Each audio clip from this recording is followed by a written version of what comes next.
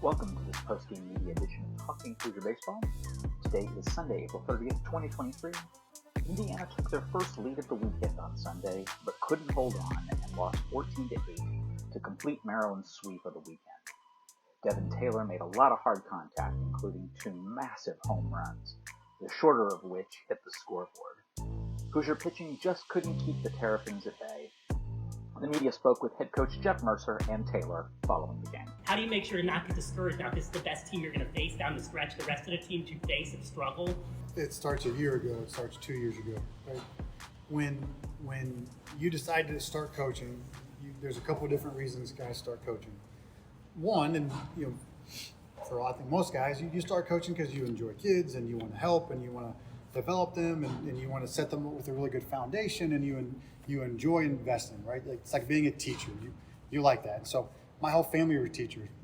Grandparents, aunts and uncles, moms and dads, wife, they're all teachers. And so I think when you set the precedent in growth and in development and in helping guys get better and understanding the big picture, and life's hard sometimes, I think that helps you when things don't go right. Because the reality is things don't always go great. And truth be told, sometimes water finds its level a little bit. We've won a ton of games. We've had a lot of success. We've pulled a lot of games out that you kind of sit back afterwards and you're like, wow, I'm not sure how we pulled some of those games out. And so that's part of life. So I think what you say to those guys is the same thing you say every day. I thought we came out and we played with we competed like crazy today. We fought like crazy. We had great energy. We had great toughness. Like, we were resilient. We kept responding. Like, we did all the things that you want to do with the team. It just didn't go our way. And so when you talk to the team, you just tell them the same thing you told them every day before that for the last year, 2, 3 years, however long these guys have been in the program. And you just tell them, okay, we have an opportunity here to have a really tight feedback loop. We got beat. They were better than us for 3 days. Their coaches were better than our coaches. Their head coach was better than me for 3 days. Their players were better. Like, they were just better for 3 days. But there's going to be a lot of information, a lot of feedback, and a really tight feedback loop. And so we have finals this week. So you have a game. You have a chance to go in this week and work on the things that you need to work on. We were better offensively today, but we still left probably 3 or 4 runs on the board. We weren't good enough offensively this weekend. We did adjust over the course of the weekend and got better, like you normally do when you see good pitching. You get better over the course of the weekend. We obviously weren't good enough on the mound, and some of that was we didn't execute well enough, and some of that was like they're just playing as well as they can play, and the wind's blowing out 20 miles an hour. So you just encourage them to keep doing the same thing that they've been doing. That's made them a really good team, and that's going to allow them to continue to compete. I've been on teams that peaked early in the season, right, and that didn't have the stamina to withstand the kind of the rigors of the late season run and the postseason run. And the good thing about having a young, talented team is that you have a chance to keep growing and learning and getting better. It's the first time they've really been in a fight like this. The first time you've really been like mano a mano against another top 25 or 30 team with a lot on the line. You have a lot to learn and grow from that. So that's my mindset. That's my mentality. Is the same learning and growth and opportunities to get better that you have when you win. You actually probably have more when you lose, right? You probably have more of that. And so just go back to work. If it was a lack of effort, like I said on Friday, I thought we got punched in the mouth, and I didn't think we responded great from an emotional standpoint on Friday. And I told the guys that, and I came in here and said to everybody on Friday, we did fine today. Like, we responded, we came back, you come back and tie the game. Devin Taylor is awesome, hits 2 homers. The guys are competing like crazy. We just didn't finish it off. You just go back and get better this week. So that's all I told them, and that's all I'll tell them this week. Can you just expand on that though with the pitching, that it doesn't get discouraged? Because every person has hit their pitching hard this year, every single team. So how do you make sure these pitchers have been really strong, just don't get discouraged going forward? Because it was rough for them, but I mean, there's no pitcher that hasn't had it rough with them. So how do you make sure it doesn't get in their heads when they go to Northwestern, and they face a lineup that's not this one, it's not right. Quite as well. As long as they don't wear Maryland jerseys, we should be okay. No. You're an athlete. You're a high-level athlete. You're playing baseball at Indiana. You won't be after this weekend, but you've been a ranked top 25 team. Like, you beat great teams. You'll be fine. Like, pick yourself up by your bootstraps and go back to work. Like I said last night, the world's not going to fall off its axis. So it's like you pick up and move on. So I know that sounds like there's not an awesome answer, but it is what it is. Like, you got your butt kicked. You got your butt kicked before. Get back up off the mat and go back to work. So, just there's no solution besides that. Like, you just gotta be tough. But like, so is everybody else when they go to work every day, right? So it's like people get fired from their jobs. People have they lose loved ones. Like, it's hard. Life's hard. You can't be a baby about it. You don't just get to like cry over it and like, well, I throw in the towel and like I quit and this is stupid and I don't like it anymore. You just pick up and move on. So that's the great thing about sports. It mirrors life, right? That's why athletes go on to be super successful when they move on past sports. That's why they run businesses and make buku money, and because they're tough. And they just got to be tough enough to move on. Right? Have a short-term memory. What is it from Ted Lasso? It's like with the goldfish, right? Be the goldfish. Have a 10-second memory. Just move on, right? Learn, adjust, grow, like, and move on. You've been coaching in the Big Ten for now 5 years. Where does that sort of series performance by Maryland rank among that? I've been playing baseball for, what am I, 37? We have to go back beyond my Big Ten time. They just played great. Like, they played great. I don't know.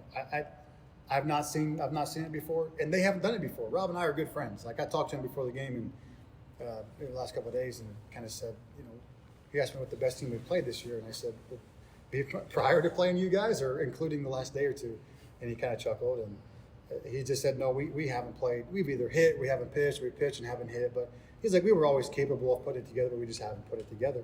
I said, well, I'm really glad you guys waited till this weekend to put it all together. So, I mean, you knew they were playing pretty well when they scored 45 runs on Tuesday and Wednesday. You had a pretty good feeling that all of a sudden they had kind of figured it out. And they had some draft guys, some really high level draft guys that I'm sure early in the season, as sometimes you have high level draft guys, they sometimes get off to a slow start and a little pressure, and all of a sudden the preseason accolades, kind of all those things happen. I'm sure those things happen a little bit with every team, and I'm sure that happened a little bit. But they played great this weekend. They knew what they had to go do, and they were ready for it. And but you're not going to play anybody that plays any better than that, right? We've been all over the country. We've played everybody, and sometimes that's just the way it goes. But I also told our guys, like, we've also swept 4 weekends. Right. So at the same time, I mean, we've swept 4 weekends, and I'm sure you leave guys kind of like that going, what more do we have to do to win a ball game here or there? It didn't go our way. So, yeah, they played about as well as you could play. Would you say this is? Oh, sorry. Would you say this is kind of reminiscent of the lumps you guys took at the early part of the season?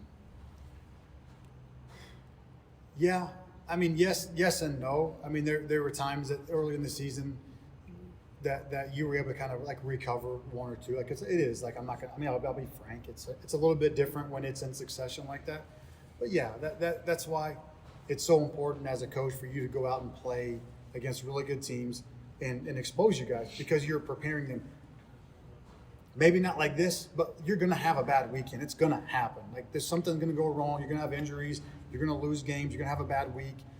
And so if you don't ever expose guys to that, then they're not able to respond once they have it later on. And if you look at them, they played, we played a hard preseason schedule. They played a really hard preseason schedule. And so, they won and lost and kind of went through it a little bit, and they've come out the backside of that, obviously better for having done that, and we will too. So, yeah, they're good. We've played other really good teams, and it reminds you of those things a little bit, but we also won a lot of games there afterwards and played really well there afterwards. And you saw us offensively.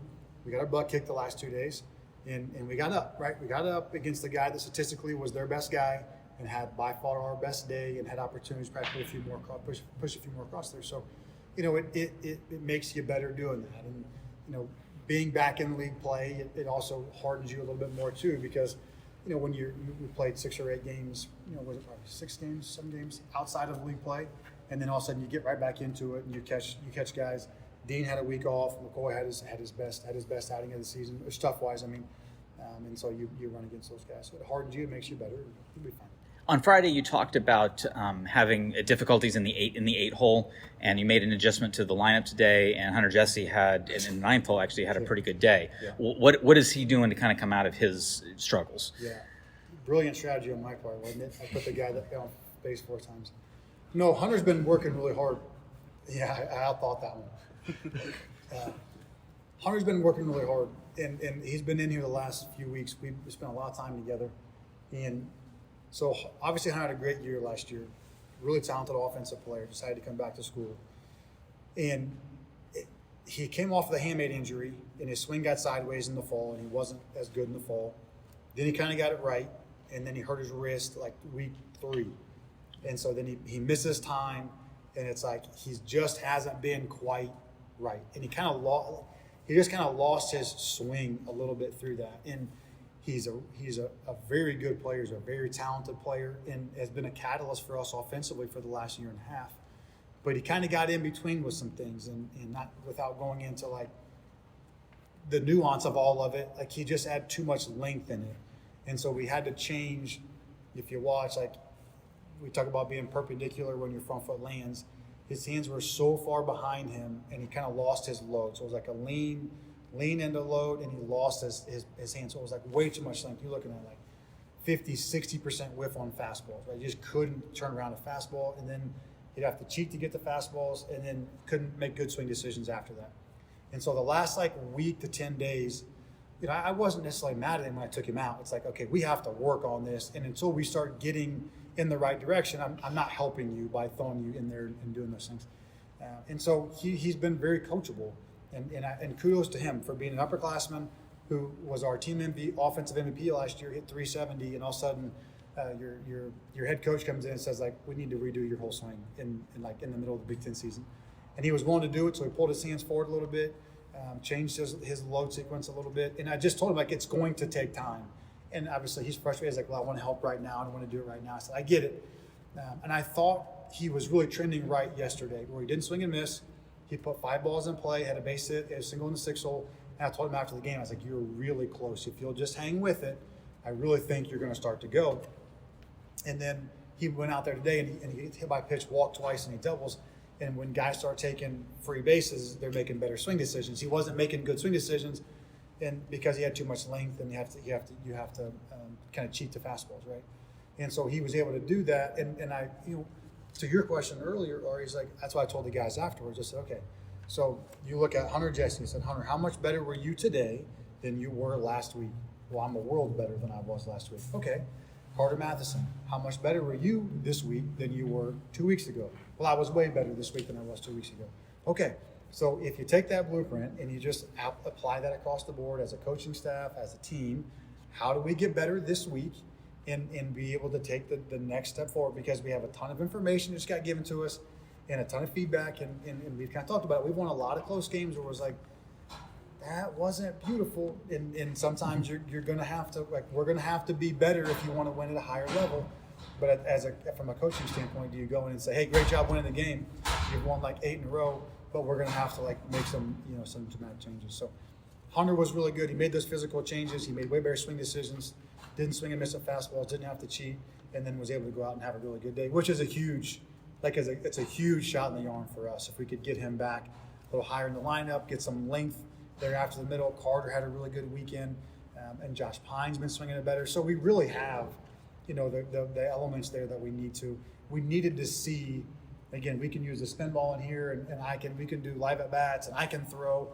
I actually pitched in college before hitting college, so I can still get out there and spin it a little bit and help out. But it's good to see really good arms. It's good to see good arms. It makes you better, and we got better right away after seeing 2 really good arms. And you watched us go out today, and we were pretty good offensively for the most part, and gave ourselves a chance. So that's kind of, I guess, the long version of his journey, and it was really good to see from him today. Kind of along those same lines, what does the anatomy of the breakdown of a weekend like this look like? How much time do you spend looking at this? What do you carry forward from it?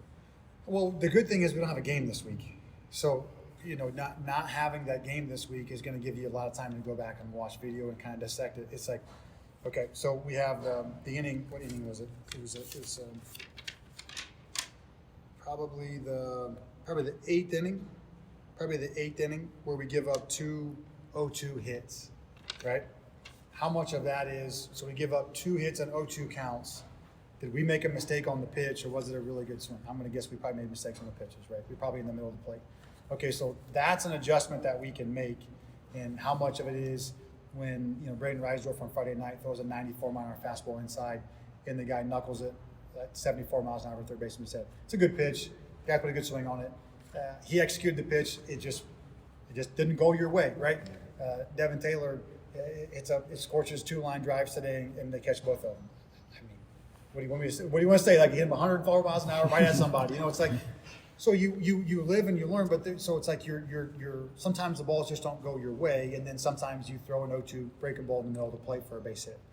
Two separate issues. So you have to go back and look at it and live and learn. But sometimes you tip your cap a little bit to did a good job, or they picked a pitch, or they did something they tipped, whatever it was. Like something happened in the course of the game, and there's a lot of nuance to it. And you look up and it didn't go. But I would say quite a bit of feedback. Because if you just say, well, that was just all luck. Well, there wasn't just all luck. Somebody played well, but we also probably have gotten away with some things that you're not going to get away with when you play a great team that's playing great, and then now you get like the slap on the wrist, and now you go back, and you have to be humble enough to learn, but confident enough to know that you're still good.